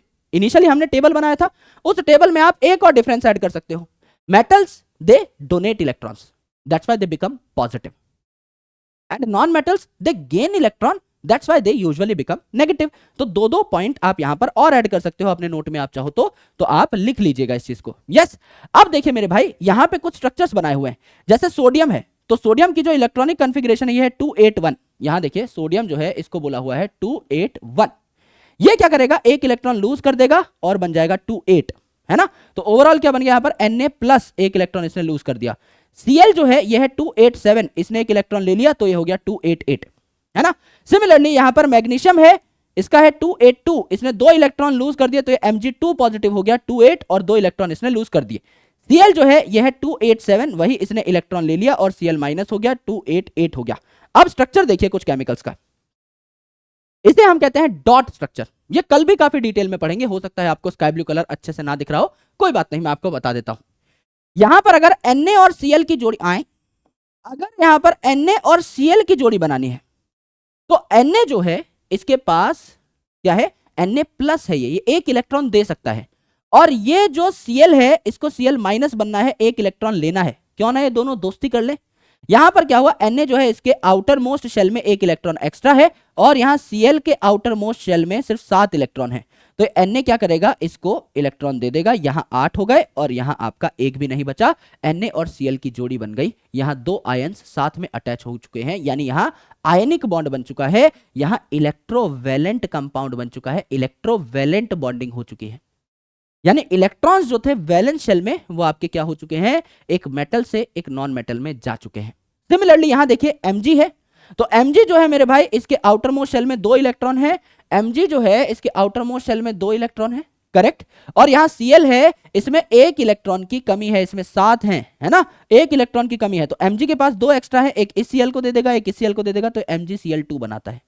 ये MgCl नहीं बनाता, MgCl2 बनाता है। क्यों? क्योंकि इसके पास 2 इलेक्ट्रॉन एक्स्ट्रा है, एक एक Cl को दे देगा, दोनों Cl अपने कब्जे में आ जाएंगे। इसलिए आपका Na जो है वो एक Cl के साथ अटैच होता है, NaCl बनता है। NaCl2 क्यों नहीं बनता? NaCl बनने पे ही दोनों के दोनों संतुष्ट हो गए। MgCl क्यों नहीं बनता? MgCl2 क्यों बनता है? क्योंकि Mg जो है उसके पास 2 इलेक्ट्रॉन एक्स्ट्रा है, एक इलेक्ट्रॉन वो एक Cl को देगा तो दूसरा दूसरे को दे देगा, इस हिसाब से आपकी यहां पर बॉन्डिंग हो जाती है। ये आपको देखने को मिला, करेक्ट। तो ये जो आपका डॉट स्ट्रक्चर है, यहां पे अगर आप एक एलिमेंट के इलेक्ट्रॉन्स को डॉट से दिखा रहे हो, दूसरे को क्रॉस से दिखा दीजिए, जिससे कंफ्यूजन ना हो, आपको पता लग जाए कि आपका डॉट वाला जो है क्रॉस की तरफ जा रहा है या क्रॉस वाला डॉट की तरफ जा रहा है। आप आसानी से दोनों को डिफरेंशिएट कर पाओ, इसीलिए इनको अलग अलग दिखाया जाता है, करेक्ट। अब देखिए प्रॉपर्टीज ऑफ आयनिक कंपाउंड। अब आपका आयनिक कंपाउंड बना है, लेट्स से आपका Na जो है वो Cl के साथ मिलकर के एक कंपाउंड बना लेता है जिसका नाम है NaCl। तो इसकी प्रॉपर्टीज क्या होंगी? फिजिकल नेचर क्या होगा इनका? जनरली सॉलिड होगा, बिकॉज इनके बीच में स्ट्रॉन्ग बॉन्डिंग होगी, स्ट्रॉन्ग आयनिक बॉन्डिंग होगी, क्योंकि दो आयंस जुड़े हैं, है ना। एक ने दूसरे को इलेक्ट्रॉन दे दिया है, पकड़ लिया है, पॉजिटिव नेगेटिव के बीच का इलेक्ट्रोस्टैटिक इंटरेक्शन है ये, तो अब ये खूब ज्यादा हार्ड होंगे, खूब ज्यादा सॉलिड होंगे। मेल्टिंग बॉइलिंग पॉइंट अगर आप देखें तो ये अगर हार्ड हैं तो ये मेल्टिंग बॉइलिंग पॉइंट भी हायर लेकर के बैठे होंगे, इनको तोड़ना मुश्किल है, क्योंकि आयंस की एसोसिएशन से, अट्रैक्शन से मिलकर बने हुए हैं। इंटर आयोनिक अट्रैक्शन, इंटर मतलब बीच में, आयनिक यानी आयंस के बीच में अट्रैक्शन है, तो अच्छी खासी स्ट्रॉन्ग है। सॉल्युबल इन वाटर, यस ये सॉल्युबल होते हैं वाटर में, जैसे NaCl है वो तो हमारा नॉर्मल सॉल्ट है, तो सॉल्युबल होता है, पानी में घोल सकते हो नमक को, लेकिन ये इनसॉल्युबल होते हैं पेट्रोल, केरोसिन या फिर आपके अदर सॉल्वेंट्स के अंदर। Conductor of electricity, solid state में दे आर नॉट कंडक्टर। अब नमक है वो NaCl है, तो NaCl में आयंस नहीं है, ओवरऑल NaCl बन चुका है, फ्री आयंस नहीं है। इलेक्ट्रिसिटी कंडक्ट करने के लिए घूमते हुए फ्री आयन चाहिए। जब इस NaCl को आप पानी में डाल दोगे तो Na अलग टूट जाएगा, Cl अलग टूट जाएगा, तब जाके ये क्या करेंगे, एक्वस स्टेट में या मॉल्टन स्टेट में आपका क्या कर रहे होंगे, इलेक्ट्रिसिटी कंडक्ट कर रहे होंगे। They are good conductors in aqueous state या in molten state, but solid state में वो नॉर्मल किसी भी कंपाउंड की तरह पड़े रहते हैं। अब मैंने आपको एक बात बताई थी शुरू में, एलॉय, कि भैया स्टेनलेस स्टील जो है वो आयरन से बेहतर है। अब इसी प्रकार के कई सारे एलॉयज हम लोग तैयार करते हैं।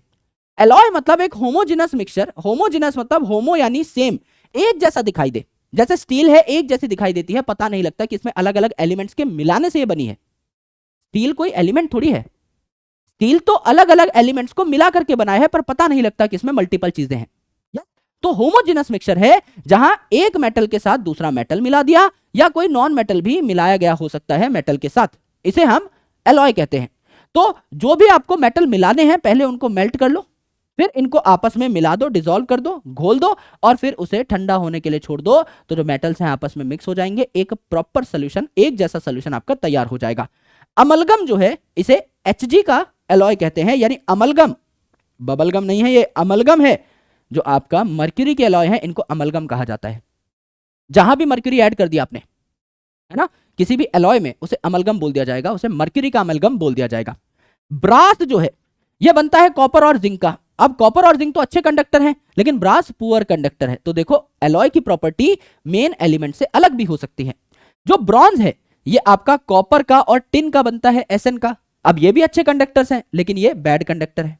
कई बार आपको चाहिए ही होता है बैड कंडक्टर किसी काम के लिए।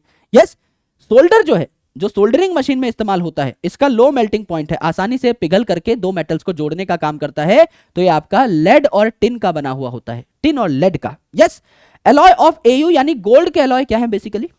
गोल्ड जो है उसमें आपने सुना होगा 24 कैरेट गोल्ड जो है ये प्योर गोल्ड होता है, लेकिन आप जो ज्वेलरी बनाते हैं वो प्योर गोल्ड की नहीं होती। प्योर गोल्ड जो है बहुत टफ होता है ना। आपका ओवरऑल अगर आप ज्वेलरी बनाना चाहते हैं तो आपको चाहिए कि थोड़ी फ्लेक्सिबिलिटी मिले, तो आप इस गोल्ड में चांदी या कॉपर ऐड कर देते हैं। कॉमनली कॉपर ऐड किया जाता है। तो जितना आप कॉपर ऐड करते जाएंगे उतनी गोल्ड की प्योरिटी घटती जाएगी। जैसे आपने सुना होगा कि 24 कैरेट गोल्ड नहीं है, ये 22 कैरेट गोल्ड है, यानी उसके अंदर आपने थोड़ा कॉपर ऐड किया है, और कॉपर ऐड कर दिया, 20 कैरेट हो जाएगा गोल्ड, 18 कैरेट हो जाएगा, एंड सो ऑन।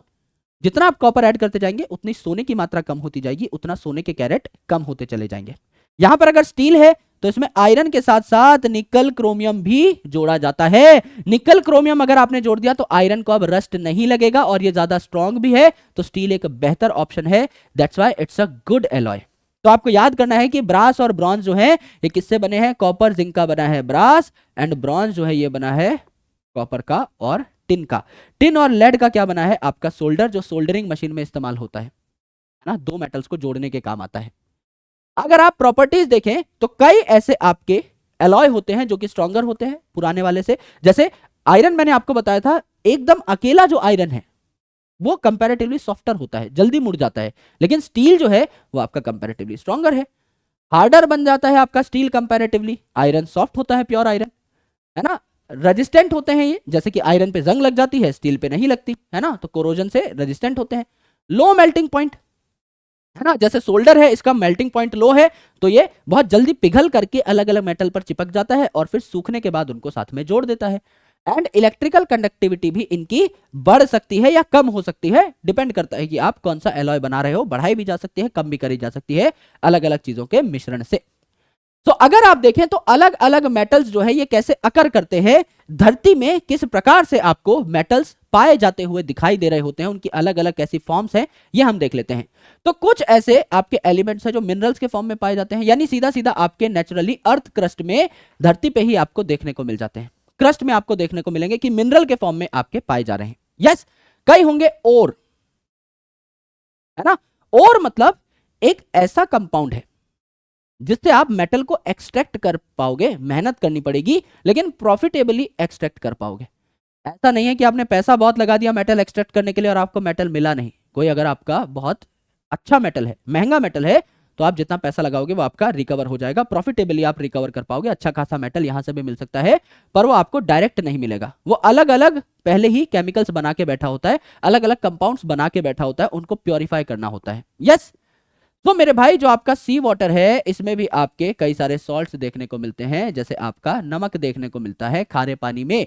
और जो ओर्स है यहां पर क्या होता है, मेटल्स यूजुअली ऑक्साइड बनाकर बैठ जाते हैं, और भी चीजें बना सकते हैं, जैसे सल्फाइड बना सकते हैं, कार्बोनेट बना सकते हैं, लेकिन आपका ऑक्साइड कॉमनली बन जाती है क्योंकि आसपास ऑक्सीजन है, दुनियादारी में हवा में ऑक्सीजन है अच्छा खासा, तो ज्यादा अबंडेंस की वजह से, और ऑक्सीजन रिएक्ट भी कर सकता है मेटल से आसानी से, तो मेटल ऑक्साइड आपको बहुत कॉमनली देखने को मिलते हैं। अब देखो सेम रिएक्टिविटी सीरीज जो हमने यहां पढ़ी थी, एकदम सेम रिएक्टिविटी सीरीज, जो आपके ज्यादा रिएक्ट करेंगे वो कोई कोई केमिकल बना के बैठे होंगे, जो आपके एकदम कम रिएक्ट करेंगे ये आपको आराम से, है ना, अलग से ही मिल जाएंगे। तो यहां पर देखिए आपको क्या देखने को मिला, यहां पर जो मोस्ट रिएक्टिव मेटल हैं ये कंबाइंड स्टेट में मिलेंगे, किसी और के साथ जुड़े हुए होंगे। यस, जैसे कि आपका कुड़ी, नाल, कार, मांगो, ऑल्टो, यानी शुरू के 5 ये कंबाइंड स्टेट में मिलेंगे। मॉडरेटली रिएक्टिव यानी बीच वाले जो हैं ये सल्फाइड, ऑक्साइड या कार्बोनेट बना लेंगे, यानी बीच के 3 आपका जेन, फरारी एंड पब यानी पीबी। और लीस्ट रिएक्टिव जो होंगे आपके सबसे एंड के 5 ये फ्री स्टेट में पाए जाएंगे, क्योंकि लीस्ट रिएक्टिव हैं तो अपने ओरिजिनल स्टेट में ही देखने को मिलेंगे, यानी कॉपर है, मरकरी है, सिल्वर है, गोल्ड है, और गोल्ड से भी महंगा प्लेटिनम, सबसे महंगी धातु, गोल्ड से भी महंगी वो प्लेटिनम है। ये पांचों यहां पर याद कर लेना। तो 5 3 5 ऐसे करके आप याद कर सकते हो, है ना, कि इनिशियल 5 फिर 3 बचे हुए सारे साथ याद हो जाएंगे, तो 5 3 याद कर लो, 53 कि इनिशियल जो 5 हैं सबसे ज्यादा रिएक्टिव वो कंबाइंड स्टेट में मिलेंगे, बाद के जो 3 है वो कार्बोनेट, ऑक्साइड या सल्फेट बना रहे होंगे, और एंड के जो हैं आपके सारे के सारे वो फ्रीली आपको मिल जाएंगे क्योंकि ये नॉन रिएक्टिव होते हैं, बहुत ज्यादा रिएक्ट नहीं करते। यस, तो गेंगू क्या है, ये गेंगू बाई काठियावाड़ी नहीं है, ये आलिया भट्ट नहीं है। गेंगू मतलब क्या है, गेंगू मतलब आपका जब किसी मेटल को आप एक्सट्रैक्ट कर रहे होते हैं तो उस मेटल को एक्सट्रैक्ट करने जब आप जा रहे हैं तो उसके आसपास काफी सारी गंदगी मिलेगी, मेटल का एक टुकड़ा आप उठाकर लेके आए, एक और आप उठा के लेके आए, उसमें मिट्टी भी चिपकी हुई है, डस्ट भी चिपकी हुई है ना, उसमें अलग अलग अनवांटेड केमिकल हैं। तो मेटल को छोड़ के जो भी अनवांटेड केमिकल है, सैंड है, सॉइल है, डस्ट है, कोई भी इंप्योरिटी है, इसको हम गेंगू कहते हैं। अब ये जो गेंगू है इसकी प्रॉपर्टीज और मेटल की प्रॉपर्टीज डिफरेंट है, तो अलग अलग केमिकल रिएक्शन से हम इन गेंगू को अलग करते जाते हैं और प्योर मेटल हमको मिलता चला जाता है अलग अलग टेक्निक से। अब कैसे मिलेगा हमको, ये हम लोगों को अच्छे तरीके से पढ़ना है। So this is the most important thing that you are going to read today, और यहां से आपको बहुत कुछ सीखने को मिलेगा। तो आराम से मेरे भाई सारी की सारी बातों को गौर से सुनना, गौर से समझते हुए चलना।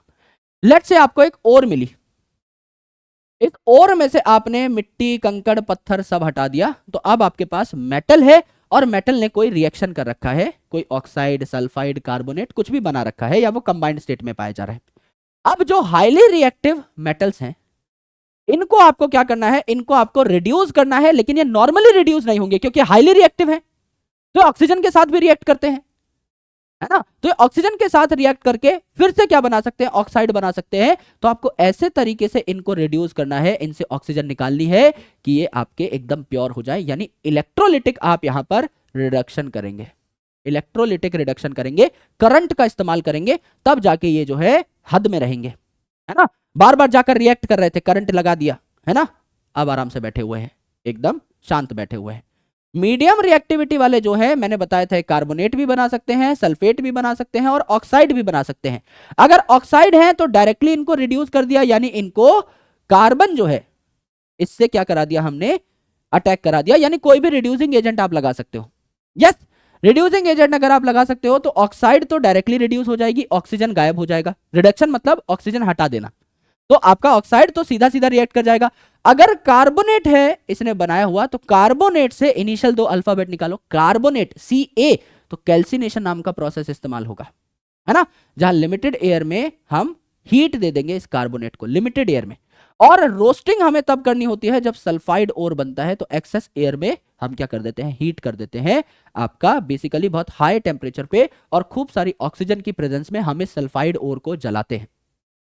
तो सल्फाइड जो है ये ऑक्सीजन की प्रेजेंस में ऑक्साइड में कन्वर्ट हो जाता है। और अगर कार्बोनेट है तो इसे हम कैल्सिनेशन नाम का एक प्रोसेस है, जिससे लिमिटेड एयर में भी अगर बर्न करें तो भी ऑक्साइड बना लेगा। तो ऑक्साइड तो पहले से ऑक्साइड है, आपका कार्बोनेट को कैल्सिनेशन से ऑक्साइड में कन्वर्ट किया, सल्फेट को हम लोगों ने आपका रोस्टिंग से ऑक्सीजन में या ऑक्साइड में कन्वर्ट किया। और अब जो आपका ऑक्सीजन है उसको हम क्या कर देंगे, हटा देंगे। ऑक्सीजन का हटाना इज रिडक्शन, ऑक्सीजन को पास बुलाना इज ऑक्सीडेशन। तो ऑक्सीजन आप हटा रहे हो प्योर मेटल बनाने के लिए, यानी आपने रिडक्शन कर दिया, तो यहां पे एक रिड्यूसिंग एजेंट लगा देंगे, राइट। तो तीनों प्रकार के जो मेटल्स हैं इनके लिए अलग अलग स्ट्रेटजी है। मैंने बताया जो हाईली रिएक्टिव मेटल हैं मेरे भाई, ये तो गुंडागर्दी दिखाते हैं, ये तो कहते हैं हम बहुत ज्यादा रिएक्टिव हैं, ऑक्सीजन के साथ रिएक्ट करेंगे। तो हमने क्या कर दिया, हमने कार्बन का इस्तेमाल करा ही नहीं इनको रिड्यूस करने के लिए, क्योंकि ये फिर से ऑक्सीजन के साथ रिएक्ट कर लेंगे। इनकी एफिनिटी, इनकी दोस्ती ऑक्सीजन के साथ बहुत है, ये तो फिर बोलेंगे यार ऑक्सीजन हमारा भाई है, फिर से आ जाओ, फिर से ऑक्साइड बना के बैठ जाएंगे। अब हम पागल थोड़ी हैं कि बार बार एक ही चीज के लिए मेहनत करें, इसलिए हमने करंट लगा दिया, झटका दे दिया, इलेक्ट्रोलिटिक रिडक्शन कर डाली। तो जो आपका सोडियम है, कैल्शियम है, मैग्नीशियम है, इनके लिए हमने क्या किया, इलेक्ट्रोलिसिस कर डाली of their chloride solution. Yes, यहां पर देखिए क्या लिखा हुआ है, हमने यहां पर सोडियम, कैल्शियम और मैग्नीशियम के क्लोराइड सॉल्यूशन को ले लिया है आसपास, है ना, उनके क्लोराइड सॉल्यूशन में इस मेटल को डाला और करंट सप्लाई कर दिया। यस, और जो एल्यूमिनियम है इसके ऑक्साइड सॉल्यूशन को हमने यहां पर ले लिया और करंट पास कर दिया। तो यहां पर अगर आप NaCl ले रहे हैं, है ना, NaCl अगर आप ले रहे हैं तो आपका जो Na है ये पॉजिटिवली चार्ज है, तो ये कैथोड पे जमा हो जाएगा, आपको प्योर मेटल मिल जाएगा Na। और जो आपका Cl है ये नेगेटिवली चार्ज है, तो ये एनोड पे जमा हो जाएगा। अब ये जो आपका कैथोड है इससे आप प्योर मेटल को यानी Na को निकाल सकते हैं। यस, तो आपका सोडियम, कैल्शियम, मैग्नीशियम में आपने क्लोराइड्स को लिया, यानी Na को निकालने के लिए आपने NaCl सॉल्यूशन का इस्तेमाल किया। एक बीकर में आपने NaCl सॉल्यूशन लिया और फिर आपने क्या किया, करंट दिया। लेकिन एल्यूमिनियम को निकालने के लिए आपने एल्यूमिनियम ऑक्साइड लिया, करेक्ट, और उसके बाद करंट दे दिया, तो एल्यूमिनियम आपका सेपरेट हो गया करंट की वजह से। अब ये पॉजिटिवली चार्ज है, मेटल है, तो आपको कहां पर देखने को मिलेगा, आपको कैथोड पे देखने को मिलेगा। नेगेटिवली चार्ज कैथोड पे देखने को मिलेगा, तो कैथोड पे आपको देखने को मिलते हैं प्योर मेटल्स, और एनोड पे आपको देखने को मिलती है एनोड मड, यानी जो बच गई गंदगी वो एनोड पे जाके जमा हो जाएगी, इसे एनोड मड कहते हैं। जैसे यहां पर देखिए, है ना, यहां पर जो इंप्योरिटीज हैं ये आपकी एनोड पे जमा होती हैं, इसे एनोड मड कहा। तो कैथोड मड नाम की चीज हमारे सिलेबस में नहीं है, एनोड मड है, यानी एनोड पे कीचड़ जमा हो गया, यानी गंदी चीज जमा हो गई, यानी अच्छी वाली चीज कहां जमा हो गई, कैथोड पे। तो अच्छी वाली चीज मेटल कहां जमा हो गए, कैथोड पे। अब मेरे भाई हाईली रिएक्टिव जो थे इनको तो करंट दे दिया, अगर मीडियम रिएक्टिविटी के हैं तो ये सल्फेट बना सकते हैं, सल्फाइड बना सकते हैं, कार्बोनेट बना सकते हैं, या ऑक्साइड भी बना सकते हैं। अगर पहले से ही ऑक्साइड है तो कोई दिक्कत नहीं, ऑक्सीजन रिमूव करने के लिए इन्हें रिड्यूस कर देंगे। लेकिन अगर सल्फाइड या कार्बोनेट बना के बैठे हैं तो कार्बोनेट के लिए कैल्सिनेशन और सल्फाइड के लिए रोस्टिंग, यानी इनको हमने हीट कर दिया ऑक्सीजन की बढ़िया प्रेजेंस में या फिर लिमिटेड ऑक्सीजन के अंदर, तब जाके ये क्या हो गए, आपके प्योर मेटल में कन्वर्ट हो गए रिड्यूस होने के बाद। ऑक्साइड क्यों बनाते हैं, सबको ऑक्साइड में कन्वर्ट क्यों किया? क्योंकि ऑक्साइड जो है, इससे जो आपका ऑक्सीजन है, मेटल ऑक्साइड जो है, इससे ऑक्सीजन निकालना आसान रहता है। तो नॉर्मल रिडक्शन रिएक्शन भी आप करोगे तो ऑक्सीजन हट जाएगा, प्योर मेटल आपको मिल जाएगा। इसलिए कोई भी इंप्योरिटी है पहले उसको ऑक्साइड में कन्वर्ट कर दो। जैसे यहां पर रोस्टिंग जो है, इसमें आप क्या करते हैं, इसमें आप ये जो सल्फाइड है इसकी आपने क्या करी, रोस्टिंग करी, एक्सेस एयर आपने दे दी, खूब ऑक्सीजन आपने दिया हुआ है, तो यहां मेटल ऑक्साइड बन गई और यहां SO2 निकल गया। अब ये जो आपका कार्बोनेट है, मेटल का कार्बोनेट है, तो इसमें आपने क्या किया, कैल्सिनेशन कर दी है ना, लिमिटेड ऑक्सीजन दे दी। तो यहाँ O2 हमने नहीं लगाया है, यहाँ लगाया यानी खूब सारी ऑक्सीजन थी रोस्टिंग में, कैल्सिनेशन में नहीं है, तो यहाँ पर हमने हीट दी तो आपका जिंक ऑक्साइड बन गया और CO2 बन गया। अब देखिए रिडक्शन करेंगे, अब हमारे पास जिंक ऑक्साइड आ गई है, जिंक ऑक्साइड आ गई है, सल्फाइड को भी हमने क्या कर लिया है, आपका ऑक्साइड में कन्वर्ट कर लिया है, कार्बोनेट को भी हमने ऑक्साइड में कन्वर्ट कर लिया है। अब ये जो ऑक्साइड है इसको रिड्यूस कर देंगे तो इससे ऑक्सीजन भाग जाएगा। तो ये जो ऑक्साइड है इसको हम रिड्यूस कर देंगे, कार्बन दे देंगे, तो आपका Zn यहां पर अलग से मिल जाएगा, ऑक्सीजन जो है वो कार्बन के साथ चला गया, तो प्योर मेटल हमको मिल गया। यस, या फिर आप इनको रिड्यूस कर सकते हैं हाईली रिएक्टिव मेटल के साथ भी। जो भी मेटल आपको निकालना है इससे तगड़ा, इससे रिएक्टिव मेटल ले आइए। जैसे यहां पर MnO2 है और यहां पर Al है, तो कुड़ी नाल कार मांगो ऑल्टो है ना, Mn तो बहुत बाद में आ रहा है, तो मेरे भाई यहां पर ये जो है आपका आ गया, तो ये ऑक्सीजन के साथ रिएक्ट कर गया, हाईली रिएक्टिव मेटल। ये जो आपका Mn था ये प्योर आपको मिला। ये जो रिएक्शन है ना ये काफी ज्यादा एक्सोथर्मिक होता है, इसीलिए आपको जो मेटल मिलेगा ये मॉल्टन स्टेट में मिलेगा। ये तो एक अच्छी बात है। अगर समझ लीजिए मुझे थर्मिट रिएक्शन करानी है, थर्मिट रिएक्शन यानी मुझे दो मेटल्स को चिपकाना है, मैं तो चाहता हूं कि दो मेटल्स को चिपकाने के लिए जो मैं तीसरा मेटल इस्तेमाल कर रहा हूं वो पिघलता हुआ है, गीला गीला है, दो मेटल्स पे जाके बैठ जाए और सूखने के बाद दोनों को चिपका दे। तो ये थर्मिट रिएक्शन क्या है मेरे भाई, यहां पर आपका आयरन का जो ऑक्साइड है इसके साथ मैंने एल्यूमिनियम डाल दिया, तो कुड़ी नाल कार मांगो ऑल्टो जेन फरारी, तो ऑल्टो पहले आ रहा है यानी Al ज्यादा रिएक्टिव है, तो Al क्या करेगा, यहां पे इस ऑक्सीजन के साथ दोस्ती कर लेगा और आयरन जो है इस एक्सोथर्मिक रिएक्शन में गर्मा गर्म निकलेगा लिक्विड फॉर्मेट में, तो अलग अलग मेटल्स को चिपकाने के काम आता है थर्मिट रिएक्शन। थर्मो यानी यहां पर हाई टेम्परेचर, हाई हीट निकल रही है, इसलिए थर्मिट रिएक्शन।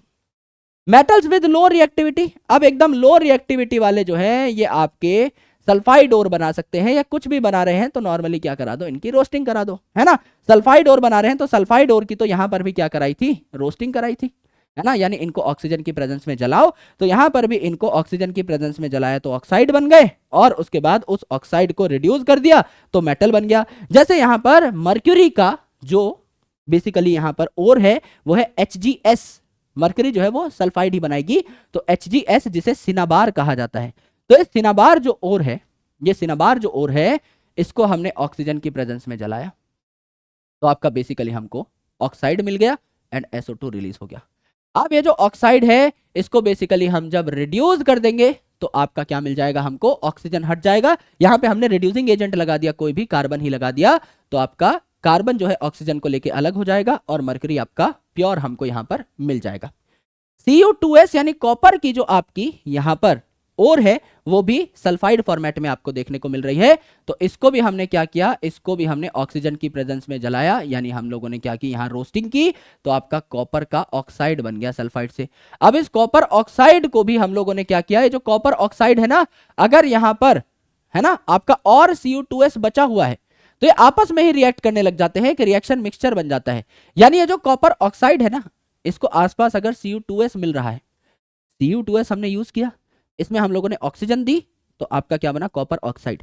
ये कॉपर ऑक्साइड वापस आके इसी Cu2S के साथ रिएक्ट करने लग जाता है और प्योर कॉपर निकाल देता है, यानी रिएक्शन मिक्सचर बन जाता है। ये जो प्रोडक्ट है खुद रिएक्टेंट के साथ ही रिएक्ट करने लग जाता है, एक मिक्सचर बन जाता है प्रोडक्ट और रिएक्टेंट का, तो खुद ही खुद यहां पे कॉपर निकल जाती है और SO2 गैस आपकी अलग हो जाती है।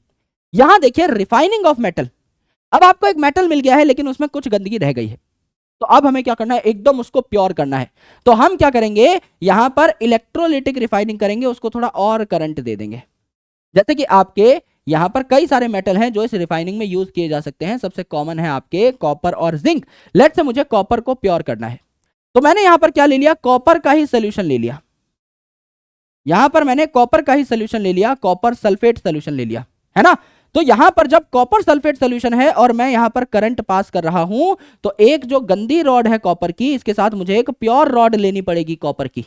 तो गंदी जो रॉड है ना, यहां से आपका क्या होता रहेगा, आपका कॉपर निकलता रहेगा और अच्छी रॉड पे जमा होता रहेगा, तो यहां और कॉपर आपको देखने को मिल जाएगा एंड एनोड मड, कुछ अलग से कचरा जो होगा वो नीचे आपका जमा हो जाएगा।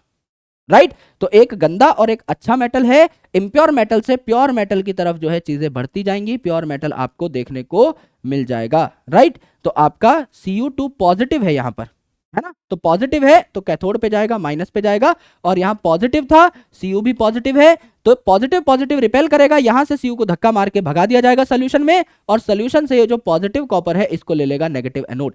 यानी पॉजिटिव पॉजिटिव रिपेल करेंगे तो कॉपर सोल्यूशन में आ जाएगा, और पॉजिटिव नेगेटिव अट्रैक्ट करेंगे तो कॉपर आपका यहां आ जाएगा। ये जो आपकी रॉड है और मोटी होती जाएगी, यहां प्योर कॉपर आ जाएगा, गंदगी आपकी यहां जमा होती चली जाएगी। तो जो भी आपको मेटल यहां पर प्योरीफाई करना है उसी का सोल्यूशन आप लोग यहां ले सकते हैं। जितना ज्यादा आप सोल्यूशन लेंगे उतनी देर ये रिएक्शन चलेगा, उतना ज्यादा जो है आपका प्योर मेटल आपको देखने को मिलेगा। This was your complete discussion of metals and non metals. ये आपकी पूरी की पूरी बात है मेरे दोस्त। यानी यहां पर मेन जो काम हमने देखा सिर्फ और सिर्फ रिएक्टिविटी सीरीज का देखा, कुड़ी नाल कार मांगो ऑल्टो जेन फरारी, पब हम चले, हग किया, सिल्वर की अंगूठी दी, गोल्ड की अंगूठी दी। सिर्फ ये अगर आपको याद है तो आपको पता चल जाएगा कि किसी भी चीज के साथ रिएक्शन हो रहा है, चाहे वो ऑक्सीजन के साथ रिएक्शन हो, चाहे वो वाटर के साथ रिएक्शन हो, चाहे वो आपका किसी और चीज के साथ रिएक्शन हो, एसिड के साथ रिएक्शन हो, वो सबसे ज्यादा विगरसली कौन करेंगे, ये ऊपर वाले मेटल्स। सबसे ज्यादा कम कौन करेंगे, नीचे वाले मेटल। इनफैक्ट मेटल की एक्सट्रैक्शन में भी हमने देखा कि ये वाले जो मेटल हैं कंबाइंड स्टेट में मिलते हैं, इनको सिर्फ आपको क्या करना है, इलेक्ट्रिक करंट देना है और ये आसानी से प्योर हो जाएंगे। ये जो बीच वाले हैं ये आपके कार्बोनेट, सल्फाइड्स, ऑक्साइड्स अलग अलग चीज बना के बैठे रहते हैं। तो ऑक्साइड को तो डायरेक्टली रिड्यूस कर दो, उसका ऑक्सीजन हटा दो, और सल्फाइड जो है उसको क्या कर दो, रोस्ट कर दो ऑक्सीजन की प्रेजेंस में, और जो आपका कार्बोनेट है उसको क्या कर दो, कैल्सिनेशन कर दो उसकी, तो अल्टीमेटली आपके वो भी ऑक्साइड में कन्वर्ट हो जाएंगे। ऑक्साइड का फिर आप क्या कर दो, ऑक्सीजन हटा दो, और ये जो आपके लीस्ट रिएक्टिव हैं ये यूजुअली आपको सल्फाइड बनाते हुए दिखेंगे, तो इनका आप क्या कर दो, बेसिकली रोस्टिंग कर दो, ये ऑक्साइड बना लेंगे, ऑक्साइड का ऑक्सीजन हटा दो रिडक्शन करके, तो आपका प्योर मेटल आपको देखने को मिल जाएगा। यस रिफाइनिंग अगर आपको करनी है तो इलेक्ट्रोलिटिक रिफाइनिंग आपको करनी होगी। एक गंदे मेटल की रॉड लीजिए, एक प्योर मेटल की रॉड लीजिए, एक गंदा मेटल जो आपको प्योरीफाई करना है और एक प्योर मेटल जो आपने खुद से लिया है। तो गंदे मेटल से आपकी आयंस निकल निकल के अच्छे मेटल पे जाती रहेंगी, क्योंकि जो मेटल है ये पॉजिटिव है, इसे पॉजिटिव एंड पे ही रख दिया, पॉजिटिव पॉजिटिव रिपेल करेंगे, सॉल्यूशन में फेंक देगा पॉजिटिव आयंस को। यहां इस सॉल्यूशन से पॉजिटिव आयन उठा लेगा कौन, आपका नेगेटिवली चार्ज्ड कैथोड। अल्टीमेटली यहां और बढ़िया मेटल आता गया, और वो जो गंदा मेटल है उसकी गंदगी टूट टूट के यहां से आपका मेटल टूट टूट के सोल्यूशन में आ गया। गंदगी जो झड़ती जा रही है वो आपके नीचे एनोड मड बना देगी कैथोड पे, यानी आपका बढ़िया मेटल आपको देखने को मिलेगा। ये आपकी कंप्लीट बात थी मेरे दोस्त। आई होप आपको ये चैप्टर अच्छे तरीके से समझ में आया होगा। अगर आप मेरे बताए हुए सारे के सारे टॉपिक्स अच्छे तरीके से पढ़ लेते हैं, तो जब हम क्वेश्चन सॉल्व कर रहे होंगे ना बिफोर द एग्जामिनेशन, तो उस टाइम पर आपको सारे के सारे टॉपिक्स अलग से याद करने की जरूरत नहीं पड़ेगी। अदरवाइज कराऊंगा तो मैं हूं ही, जब मैं आपको पेपर सॉल्व करा रहा हूंगा, जब मैं आपको प्रैक्टिस करा रहा हूंगा, उस टाइम पर I will be taking a lot of questions, I will be taking a lot of theory also. जब भी मैं आपको कोई क्वेश्चन सॉल्व कराऊंगा, मैं थ्योरी में जाके दिखाऊंगा कि मैंने कहां पढ़ाया हुआ है, जिससे आपको एक अच्छा रेफरेंस मिल सके और आपके कॉन्सेप्ट जो है ब्रशअप हो सके, बार बार आप उन कॉन्सेप्ट्स को क्या कर सके, रिवाइज कर सके। करेक्ट। तो ये सारी चीजें आपको बढ़िया तरीके से और अच्छे तरीके से समझ में आएंगी, डरने की जरूरत नहीं है। अब हमारा लास्ट चैप्टर बचता है केमिस्ट्री का, जिसे हम कहते हैं कार्बन एंड इट्स कंपाउंड। उसके लिए जुड़े रहिए, बने रहिए। कार्बन एंड इट्स कंपाउंड पढ़ने के बाद केमिस्ट्री हो जाएगी खत्म, आगे बढ़ेंगे और बड़ा सोचेंगे। तो आई होप आपको ये सेशन समझ में आया होगा, पसंद आया होगा। अगर सारी चीजें लिंक करके आप समझ पाए, पढ़ पाए, तो एक बार मुझे बता दीजिएगा इन द कमेंट सेक्शन। अगर सारी चीजें सॉर्टेड है तो वी पुसर ओपी इन द कमेंट सेक्शन, या फिर तारा रारा in the comment section please, जिससे मेरा मोटिवेशन और बढ़ सके और मैं आप लोगों के लिए और जी तोड़ मेहनत कर सकूं और ब्रिलियंट कंटेंट आप लोगों के लिए ला सकूं। तो thank you so much guys for watching this session. आप मैं मिलता हूं आपसे अगले सेशन में, तब तक के लिए अपना ख्याल रखिए और पढ़ाई करते रहिए। Bye bye, lots of love, जय हिंद, शुक्रिया।